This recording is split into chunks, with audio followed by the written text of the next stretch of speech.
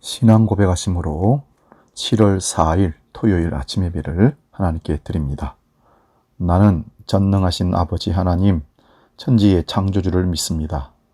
나는 그의 유일하신 아들, 우리 주 예수 그리스도를 믿습니다. 그는 성령으로 잉태되어 동정녀 마리아에게서 나시고 본디오 빌라도에게 고난을 받아 십자가에 못 박혀 죽으시고 장사된 지 사흘 만에 죽은 자 가운데서 다시 살아나셨으며 하늘에 오르시어 전능하신 아버지 하나님 우편에 앉아 계시다가 거기로부터 살아있는 자와 죽은 자를 심판하러 오십니다.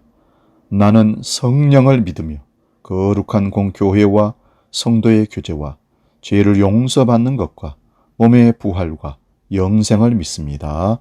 아멘.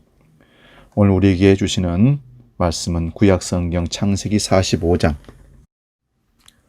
1절에서 8절 말씀까지 봅니다.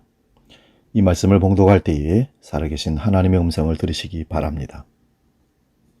창세기 45장 1절에서 8절 말씀 봉독합니다. 요셉이 시종하는 자들 앞에서 그 정을 억제하지 못하여 소리질러 모든 사람을 자기에게서 물러가라 하고 그 형제들에게 자기를 알리니 그때에 그와 함께한 다른 사람이 없었더라. 요셉이 큰 소리로 우니 애굽 사람에게 들리며 바로의 공중에 들리더라. 요셉이 그 형들에게 이르되 나는 요셉이라. 내 아버지께서 아직 살아 계시니까. 형들이 그 앞에서 놀라서 대답하지 못하더라. 요셉이 형들에게 이르되 내게로 가까이 오소서. 그들이 가까이 이르니 이르되 나는 당신들의 아우 요셉이니 당신들이 애굽의 판자라. 당신들이 나를 이곳에 팔았다고 해서 근심하지 마소서. 한탄하지 마소서. 하나님이 생명을 구원하시려고 나를 당신들보다 먼저 보내셨나이다. 이 땅에 2년 동안 흉년이 들었으나 아직 5년은 밭갈이도 못하고 추수도 못할지라. 하나님이 큰 구원으로 당신들의 생명을 보존하고 당신들의 후손을 세상에 두시려고 나를 당신들보다 먼저 보내셨나니 그런즉 나를 이리로 보낸 이는 당신들이 아니요 하나님이시라. 하나님이 나를 바로에게 아버지로 삼으시고 그 온 집의 주로 삼으시며 애굽 온 땅의 통치자로 삼으셨나이다. 아멘. 오늘 봉독한 이 말씀으로 시선 혹은 시각이라는 제목으로 피차 은혜를 나누고자 합니다. 육신의 생각과 영의 생각을 분별하는 시각, 시선이 필요할 때입니다. 우리는 보이는 것은 잘 보는데 일하시는 하나님은 잘 보지 못하므로 하나님을 잘 못 아는 경우가 참 많습니다. 그래서 길을 잘못 선택해서 가다가 넘어지고 실패하는 경우가 허다합니다. 그러다 보니 하나님의 일을 그르친 일도 생기게 됩니다. 오늘 본문에 등장하는 하나님의 사람 요셉에게는 이런 하나님의 일하심을 보는 시각이 있었습니다. 요셉을 애굽 노예 상인들에게 팔아버린 지난날의 잘못으로 애굽의 총리가 된 요셉 앞에 몸을 숙이며 떨고 있는 형제들에게 오늘 5절 말씀에서 요셉이 이렇게 말합니다. 5절 봅니다. 당신들이 나를 이곳에 팔았다고 해서 근심하지 마소서. 한탄하지 마소서. 하나님이 생명을 구원하시려고 나를 당신들보다 먼저 보내셨나이다. 이 얼마나 멋진 말입니까? 지극히 신앙적인 고백이요 주변 사람들의 마음을 안심시키는 말이기도 합니다. 대체로 상처받은 사람들이 열도 잘 받고 남에게 상처를 잘 줍니다. 걸핏하면 꼬고 뒤집고 언어폭력을 행사하여 주변 사람들을 불안하게 합니다. 요셉의 경우는 그렇지 않았습니다. 상처로 말하자면 요셉만큼 받은 사람이 있겠습니까? 왕자처럼 지내다가 형들에게 미움받아서 애굽의 노예로 팔려가고 거기서 온갖 고초를 당하고 주인 보디발 아내의 모함으로 마침내는 감옥에 갇히는 신세까지 됩니다. 그 상황 가운데서도 여러 사람에게 도움을 줬지만 누구 하나 요셉을 돌아봐준 사람 없고 보답하는커녕 처절한 배신만 당하고 말았습니다. 그에게는 13년을 하루같이 가슴 답답한 날들이 아닐 수 없었습니다. 보통 사람 같았으면 형이든 보디발이든 죽여버리겠다고 한을 품었을 것입니다. 미움과 분노가 가슴속에서 응어리져 화병이 되었을지도 모릅니다. 그런데 요셉은 그러지 않았다는 것입니다. 오히려 여러 말로 형들을 안심시키고 위로하는 것을 볼 수 있습니다. 나는 당신들의 아우 요셉입니다. 그러나 너무 걱정하지 마십시오. 하나님이 조상 아브라함의 약속을 지켜 우리들을 살리시기 위해서 나를 먼저 이곳으로 보낸 것입니다. 형님들이 아니라 하나님이 저를 이곳으로 보내신 겁니다. 이렇게 자신의 한 맺힌 일에 대해서 이렇게 자유로울 수가 있을까요? 이런 힘이 어디서 왔는지 요셉의 모습 속에서 그 비결을 오늘 배워보려고 합니다. 먼저 요셉은 믿음의 사람이었다는 것입니다. 요셉에게는 하나님의 섭리를 읽을 수 있는 믿음의 눈이 열려져 있었습니다. 그런 시선이 있었다는 겁니다. 보통 이런 기막힌 일을 당하면 신앙 밖의 사람들은, 세상 사람들은 반응을 이렇게 합니다. 가슴을 쥐어 뜯으며 한탄하다가 있자 자기 암시를 줍니다. 흐르는 세월이 약이겠지, 시간이 가면 해결해 주겠지 하고 기다리기도 합니다. 어떤 사람은 자신의 팔자소건을 탓하면서 너무너무 힘들어합니다. 자신을 이렇게 만드는 원인자가 있다면 평생 이를 가면서 복수를 결심합니다. 그런데 요셉은 하나님이 이렇게 하셨다고 피력해버리고 끝내버립니다. 8절 말씀 봅니다. 그런즉 나를 이리로 보내니는 당신들이 아니요 하나님이시라. 하나님이 나를 바로에게 아버지로 삼으시고 온 집의 주로 삼으시며 애굽 온 땅의 통치자로 삼으셨나이다. 자신의 고통스러운 삶의 일들을 하나님이 모두 하신 것이라고 다 결론을 지어버립니다. 무려 5번이나 하나님이 나를. 이것이 요셉의 믿음이고 신앙 고백입니다. 하나님을 믿는다는 것은 하나님께서 모든 일 가운데 계시다는 것을 믿는 것입니다. 하나님의 뜻 안에서 그분이 주권적으로 역사 속에서 일하고 계심을 목도한 것입니다. 우리가 하나님의 주권 아래 있음을 성도들은 믿어야 합니다. 자신이 당한 일에 하나님의 뜻이 있음을, 뜻 가운데 이루어진 일임을 고백해야 합니다. 처음에는 요셉 자신도 이 일을 이해할 수가 없었을 것입니다. 분노하고 이를 갈고 고통 속에서 긴 시간을 보냈을지도 모릅니다. 그러다가 기도 중에 어렴풋이나마 하나님의 일하심에 대한 눈이 열리기 시작했을 것입니다.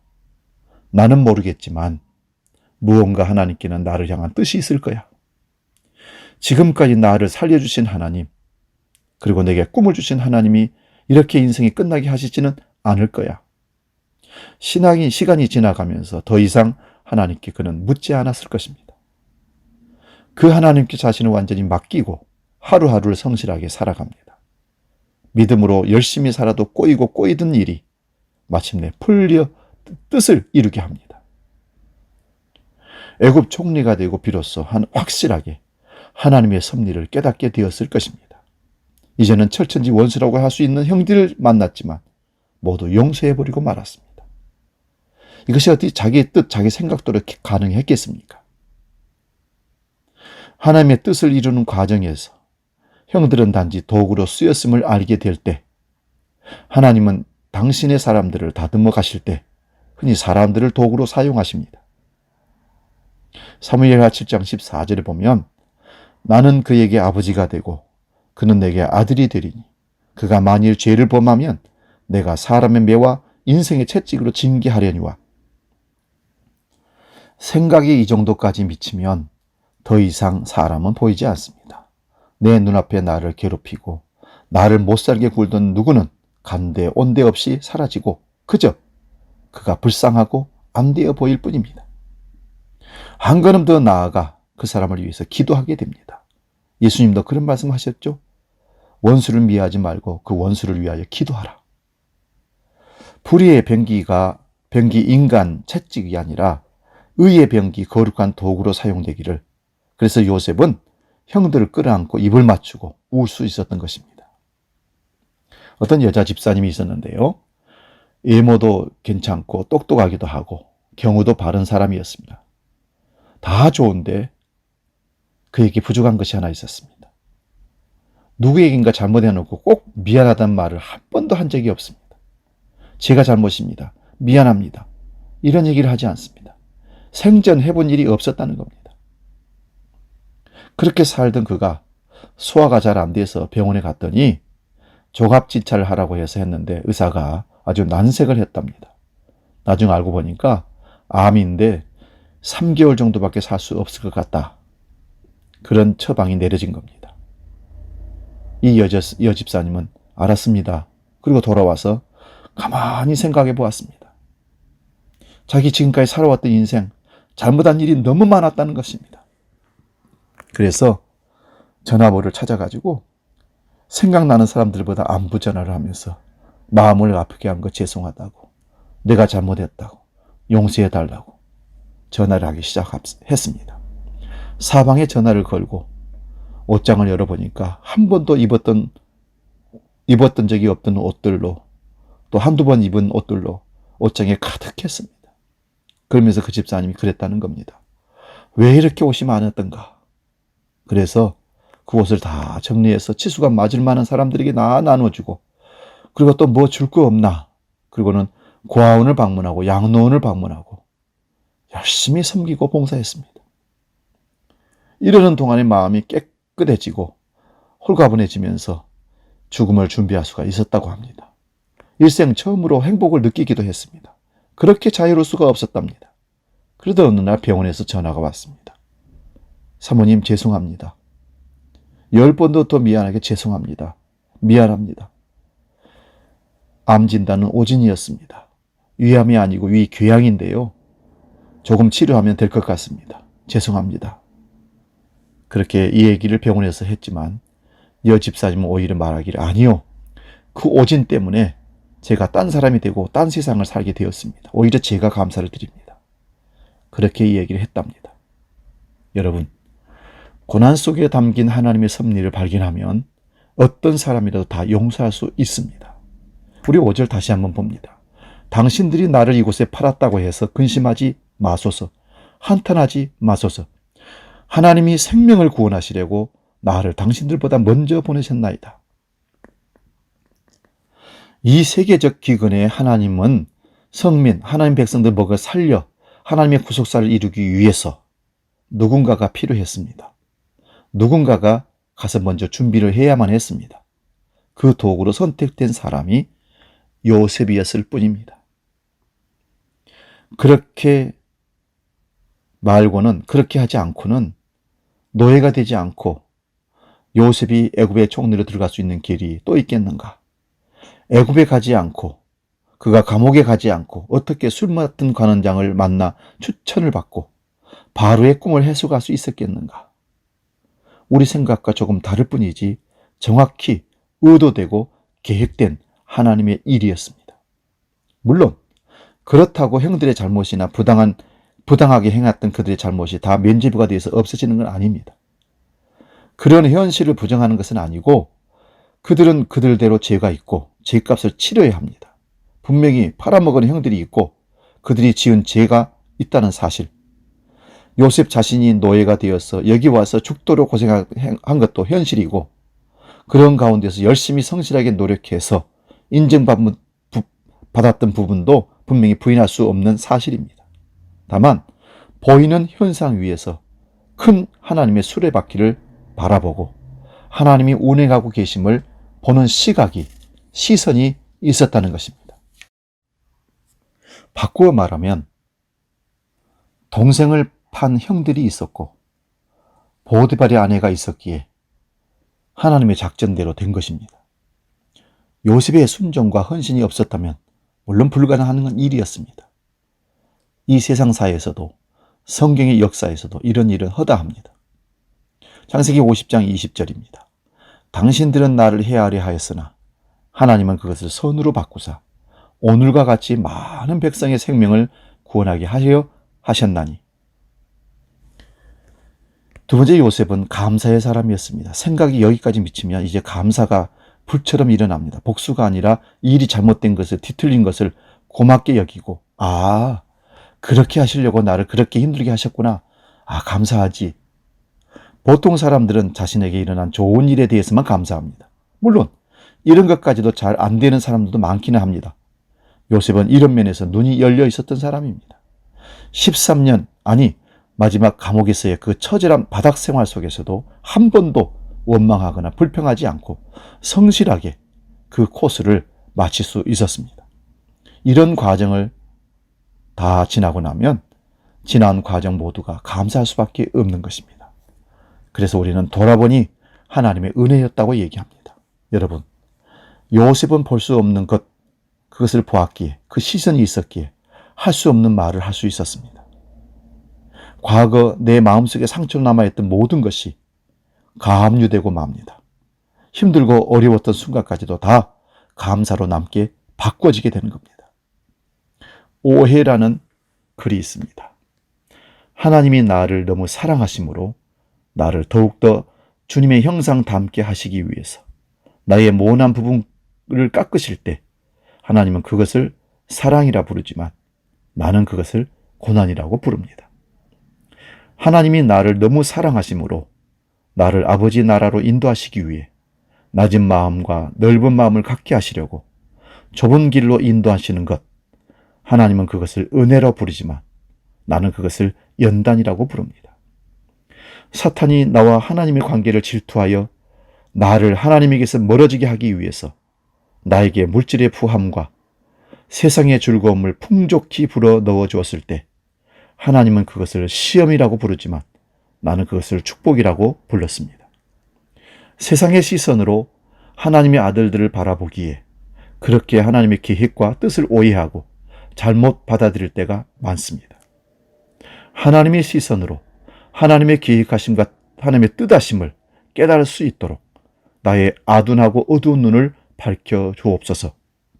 간혹 내가 이해할 수 없는 일들로 인해서 마음이 무너질 때도 있겠지만 그분은 이해의 대상이 아니라 믿어야 할 대상이기에 늘 하나님과의 시선 맞추기를 게을리지 않도록 도와주시옵소서. 이 글 전체가 좋은 내용을 담고 있지만 이 글을 여러분에게 소개하는 이유는 다음 구절 때문입니다. 당신의 세상의 시선으로 하나님의 일들을 바라보기에 그렇게 하나님의 계획과 뜻을 오해하고 잘못 받아들일 때가 많다. 하나님의 시선으로 하나님의 계획하심과 뜻하심을 깨달을 수 있도록 나의 아둔하고 어두워진 눈을 밝혀 주옵소서. 여러분, 오해하면 불평과 원망합니다. 그러나 이해하면 감사하고 성실해집니다. 내일은 2020년 상반기를 보내고 하반기를 맞는 첫 주일 맥주 감사절입니다. 특별히 올해 코로나 사태 가운데 맞는 이 맥주 감사절의 의미는 더 깊은 의미가 있습니다. 이렇게 힘들고 어려운데 무엇을 감사해야 될까요? 지치고 나눠지고 불편하고 어려웠는데 무엇을 감사해야 되나요? 반문하신 분들은 하나님의 시선으로, 하나님의 시각으로 다시 한번 요셉의 분별력을 발휘해서 돌아보시면 감사할 것이 너무 많습니다. 기도하겠습니다. 하나님 아버지, 요셉과 같이 하나님 바라보는 시각, 그 시선으로 우리 일상사를 보게 하시고 해석하게 하시고 적용하도록 도와주옵소서. 시시때때로 닥쳐오는 시련과 고난 속에서 하나님의 수레바퀴를 잘못 이해하고 오해해서 원망하고 하나님의 곁을 떠나서 믿음을 버린 자들도 많습니다. 용서하여 주옵소서. 돌아오게 해 주옵소서. 하나님의 깊은 사랑을 깨닫고 오해가 이해가 되어 오히려 감사하며 요셉처럼 형들을 무한히 용서할 수 있는 넉넉한 마음들을 우리에게 허락하여 주옵소서. 이제 맥주 감사절을 앞에 두고 있습니다. 2022년 정말 코로나 사태로 말미암아 모든 것이 멈춰있는 암울한 시대를 살고 있는 지금 우리가 무엇을 감사할 수 있겠습니까? 상황을 보면 감사할 조건이 아무것도 없는 것 같지만 그 속에 역사하시는 하나님을 시각으로 바라봤을 때 무한한 모든 것들을 감사할 수 있습니다. 이제는 우리에게 하나님의 시각을 요구하시고 우리를 늘 은혜의 빛 가운데로 인도하시는 우리 주 예수 그리스도의 은혜와 아버지의 크고 놀라우신 그 사랑하심과 성령님의 감동교제 역사 충만케 하심이 하나님을 바라보는 하나님의 역사를 바라보는 시각, 시선을 가지고 세상을 바라보고 하나님 명령 따라 살아 승리하기를 원하는 머리 숙인 주의 모든 백성들 머리 위에 이제로 영원히 함께 계시기를 간절히 축원하옵나이다. 아멘.